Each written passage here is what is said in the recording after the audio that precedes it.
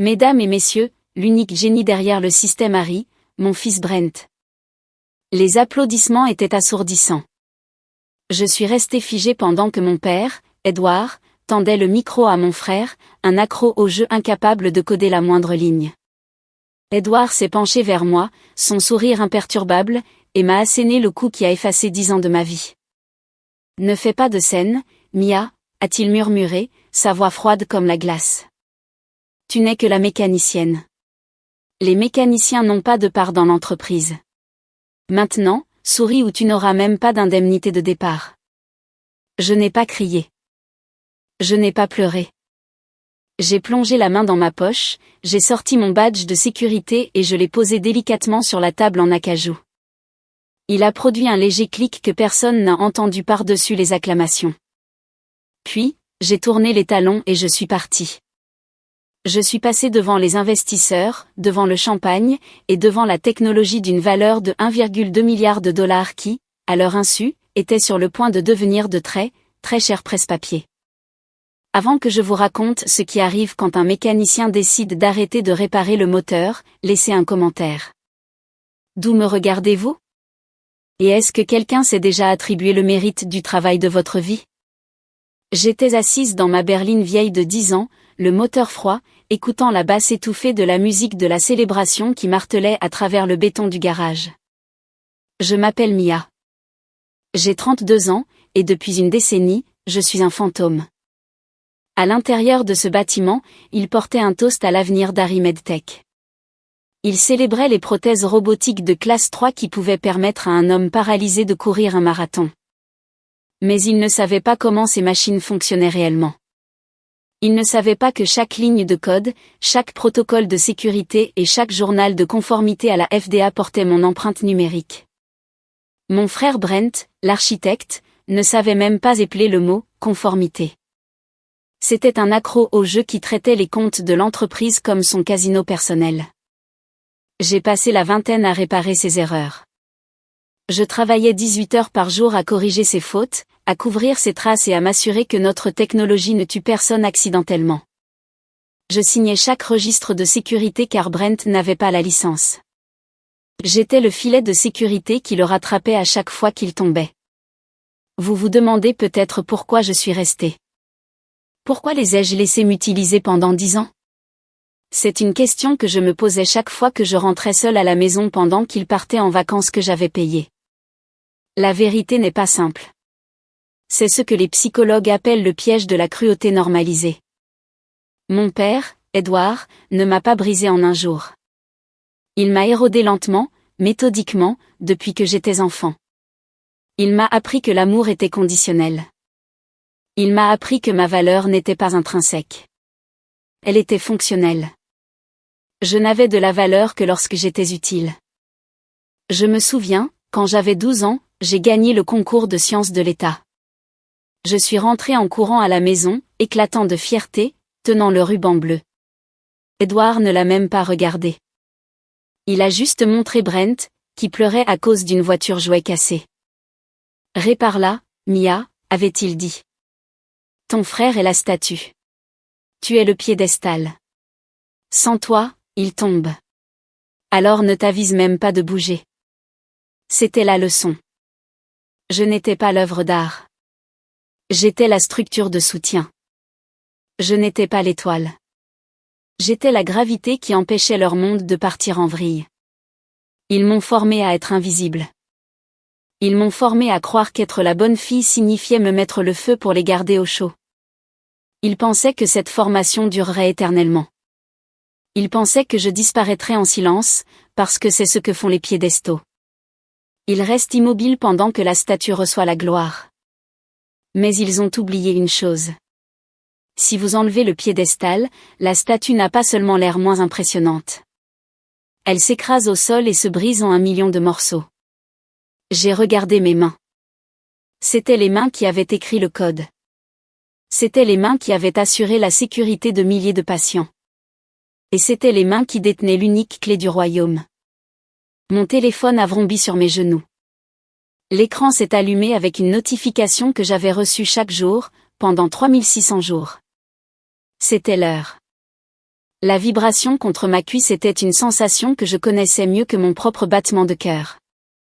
17 heures. La requête automatisée quotidienne du serveur central d'Harry. J'ai sorti le téléphone. L'écran brillait d'une simple boîte de notifications blanche. Authentification biométrique requise. Administrateur de niveau 5.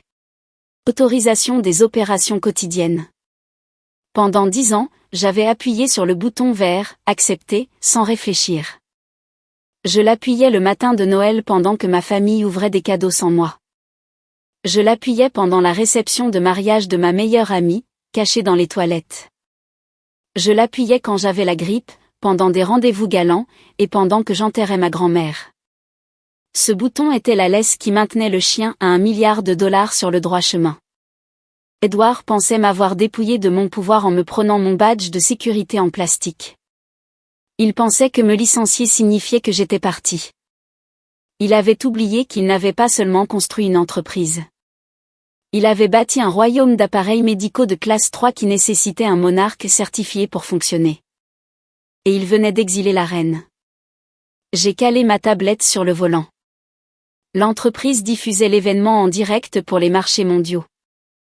À l'écran, Edward riait, trinquant son verre contre la flûte de l'investisseur principal. Derrière lui, le bras prototype Harry Mark IV jouait une délicate sonate au piano, ses doigts de titane se déplaçant avec une grâce fluide. C'était un chef-d'œuvre d'ingénierie. Mon chef-d'œuvre. 0 part, ai-je murmuré. J'ai baissé les yeux sur mon téléphone. Mon pouce planait au-dessus de l'écran. Le bouton vert signifiait la sécurité. Il signifiait maintenir la paix. Il signifiait avaler l'insulte, rentrer à la maison et espérer qu'il me jetterait peut-être quelques miettes de gratitude plus tard. Le bouton rouge signifiait la guerre. Je n'ai pas hésité. Je n'ai pas tremblé. J'ai appuyé sur « Refuser ». Sur mon téléphone, un nouveau message a clignoté. Autorisation refusée. Lancement du protocole d'urgence. J'ai de nouveau regardé la tablette, la diffusion en direct. La musique du piano s'est arrêtée instantanément. Le bras Harry n'a pas seulement ralenti. Il s'est figé en plein mouvement, ses doigts rigides, bloqués dans une rigor mortis de protection. Le silence soudain dans la salle de conférence était plus assourdissant que les applaudissements ne l'avaient été.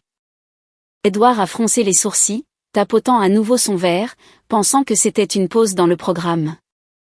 Il s'est tourné vers le prototype et a agité la main, s'attendant à ce que les capteurs de mouvement le détectent. Le bras est resté inerte. Puis est venu le son. Une pulsation basse et rythmée a commencé à retentir depuis la console d'affichage. C'était l'alarme exigée par la FDA pour un appareil non supervisé. Bip. Bip. Bip. L'investisseur a cessé de boire. Ils ont échangé des regards perplexes. Brent s'est précipité vers la console, le visage pâle. Je l'ai regardé taper frénétiquement sur l'écran, essayant de contourner le verrouillage. Il ressemblait à un enfant essayant de piloter un vaisseau spatial en tapant sur le tableau de bord. Une grande bannière rouge défilait sur l'écran de présentation derrière eux, remplaçant le logo d'Harry. Elle était nette, claire et impossible à ignorer. Système verrouillé. Opération non autorisée. Superviseur certifié manquant. Toutes les unités désactivées. Le sourire d'Edward a disparu. Il s'est retourné brusquement. Ses yeux balayaient la pièce, balayaient la foule, cherchant la seule personne qu'il venait de jeter comme un déchet. J'ai pris une gorgée de la bouteille d'eau tiède dans mon porte-gobelet. Le spectacle ne faisait que commencer.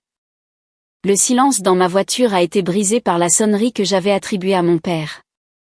Une sirène stridente et répétitive. Le nom, Edward, a clignoté sur l'écran du tableau de bord comme une menace. J'ai décroché. Je n'ai pas dit bonjour. Je n'avais pas à le faire. Remets-le en marche. Sa voix était si forte qu'elle déformait le haut-parleur. Je pouvais entendre le chaos en arrière-plan. Des investisseurs qui criaient, des chaises qui raclaient le sol, le bip incessant de l'alarme de la FDA.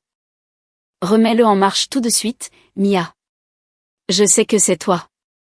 Je sais que tu l'as truqué. Je me suis adossée à mon siège, regardant la diffusion en direct sur ma tablette. À l'écran, Brent transpirait à travers son costume coûteux, martelant frénétiquement des boutons sur une console complètement morte. Je n'ai rien truqué, Edward, ai-je dit, ma voix calme, presque ennuyée. Je te l'ai dit, je ne suis que la mécanicienne, et comme je ne travaille plus là-bas, je ne peux pas autoriser les protocoles de sécurité. Ne me sors pas ce baratin technique, a-t-il hurlé. Tu as saboté la flotte. Tu as implanté un virus. Je te poursuivrai pour tout ce que tu as. Je t'enterrerai si profondément que tu ne travailleras plus jamais dans cette industrie. Ce n'est pas un virus, l'ai-je corrigé. C'est une fonctionnalité. Plus précisément, c'est l'obligation de supervision 24 heures sur 24 requise pour les appareils médicaux de classe 3. Sans un administrateur certifié pour signer biométriquement les registres, le système passe par défaut en mode sécurité pour éviter de blesser les patients. Ce n'est pas du sabotage, papa. C'est la loi. Je me fiche de la loi, a-t-il rugi. J'ai des investisseurs ici. J'ai un contrat d'1 milliard de dollars sur la table. Répare ça. Il y a eu un bruit de bousculade, puis la voix de ma mère est arrivée au bout du fil. Elle pleurait. Ce sanglot haletant et aigu qu'elle utilisait chaque fois qu'elle voulait me manipuler. Mia, s'il te plaît, a supplié Cynthia. Comment as-tu pu faire ça? Comment peux-tu être si cruel avec ton frère? C'était sa grande soirée. Il a besoin de cette victoire. Pourquoi essaies-tu de détruire cette famille? J'ai fermé les yeux une seconde. Voilà le pivot classique. C'est vous qui l'avez fait quand vous êtes resté là à regarder papa donner le travail de ma vie à un accro au jeu. Vous avez choisi votre camp. Il se moquait qu'Edward venait de me licencier et d'effacer mon existence. Il se souciait seulement que je gâchais la fête. Je n'ai pas détruit la famille, maman, ai-je dit. C'est vous qui l'avez fait quand vous êtes resté là à regarder papa donner le travail de ma vie à un accro au jeu. Vous avez choisi votre camp. Nous t'avons donné un travail, a-t-elle crié, le masque tombant. Nous t'avons nourri. Nous t'avons laissé jouer à la scientifique dans ce laboratoire. Et c'est comme ça que tu nous remercies? En nous humiliant? Donne-moi ce téléphone. Edward l'a repris. Sa respiration était saccadée. Écoute-moi bien, petite peste ingrate.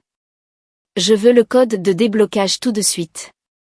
Donne-moi le mot de passe et peut-être, que je n'appellerai pas la police. J'ai de nouveau regardé ma main. Le pouce qui avait appuyé sur « Refuser ». Il n'y a pas de mot de passe, Edward, ai-je dit.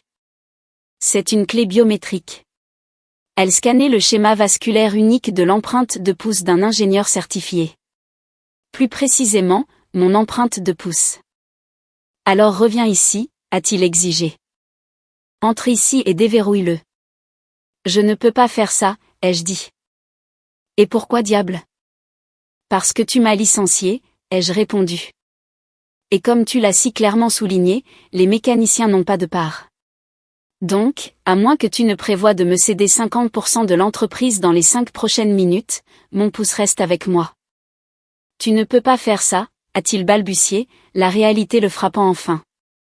Tu ne peux pas simplement partir avec les clés d'une entreprise d'1 milliard de dollars. C'est ce que je viens de faire, ai-je dit. Bonne chance avec les investisseurs, papa. J'ai entendu dire qu'ils détestent les surprises. J'ai appuyé sur l'icône rouge de fin d'appel sur l'écran. La connexion a été coupée. La sirène s'est arrêtée. Sur la tablette, j'ai regardé l'investisseur principal se lever, boutonner sa veste et sortir de la pièce. Edward a couru après lui attrapant le bras. Désespéré, pathétique. J'ai passé une vitesse. Je ne rentrais pas chez moi. J'y retournais. Pas pour réparer, mais pour achever. Je suis retourné dans le hall d'Harry Medtech.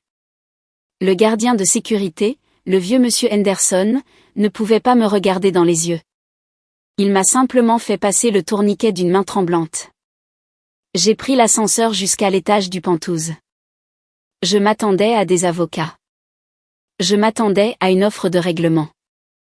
Je m'attendais à ce qu'Edouard fasse glisser un morceau de papier sur la table avec un nombre qui avait trop de zéros, essayant de racheter sa dignité.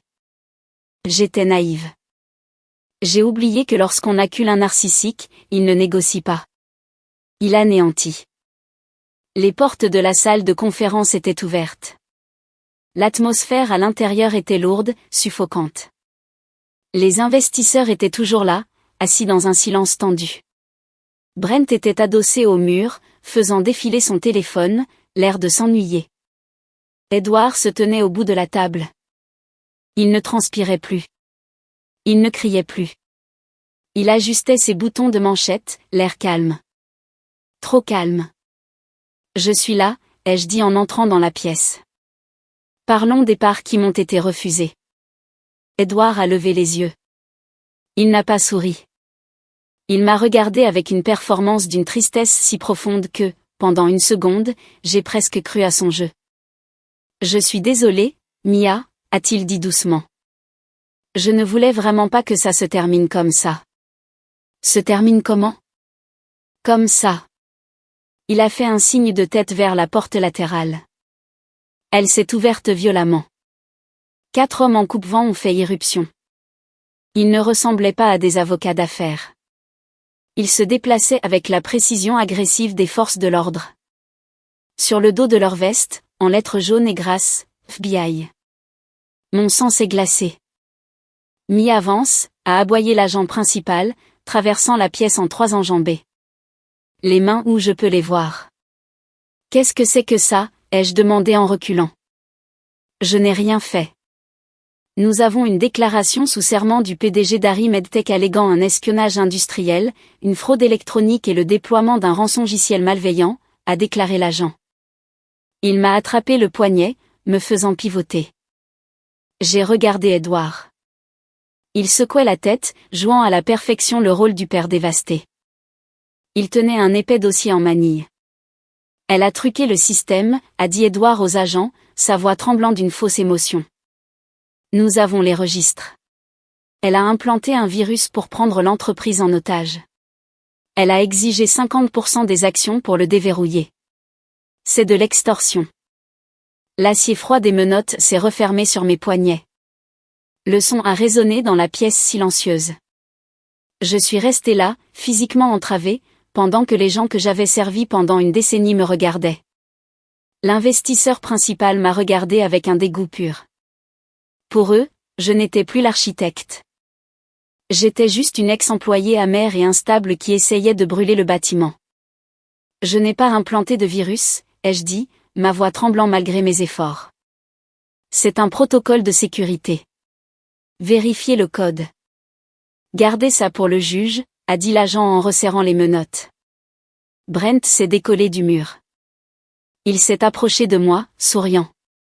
Il s'est penché tout près. Si près que je pouvais sentir l'odeur du scotch cher sur son haleine. Je te l'avais dit, sœurette, a-t-il chuchoté. Papa a toujours une longueur d'avance. Tu crois que tu peux voler mon entreprise? Profite bien de la prison. Ma mère, Cynthia, était assise dans un coin. Elle ne pleurait plus.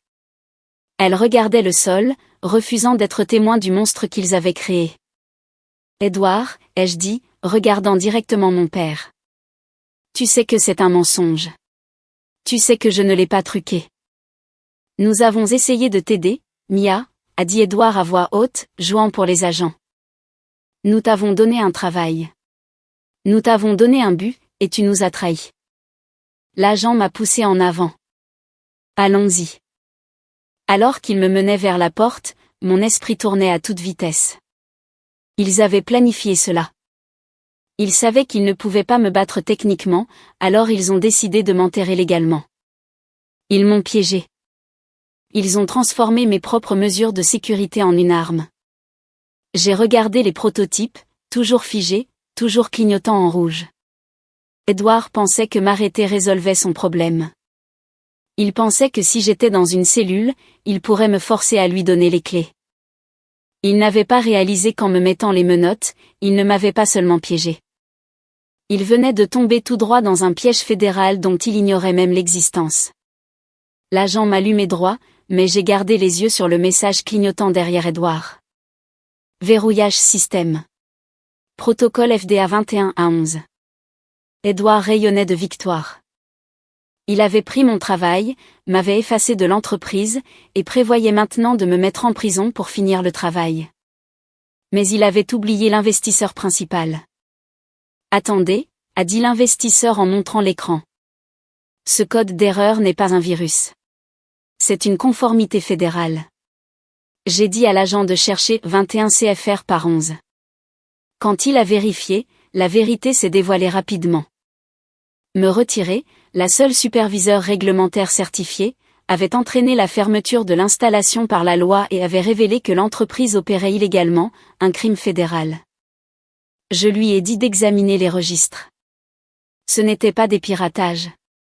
C'étaient mes audits de sécurité. Et derrière eux se cachait le vrai scandale, Brent qui outrepassait les limites et falsifiait des données pour faire grimper le cours de l'action. C'est pour ça qu'il m'avait licencié.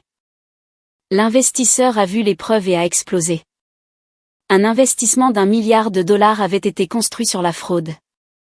Quelques instants plus tard, les menottes ont été retirées de mes poignets et se sont refermées sur ceux d'Edward et de Brent.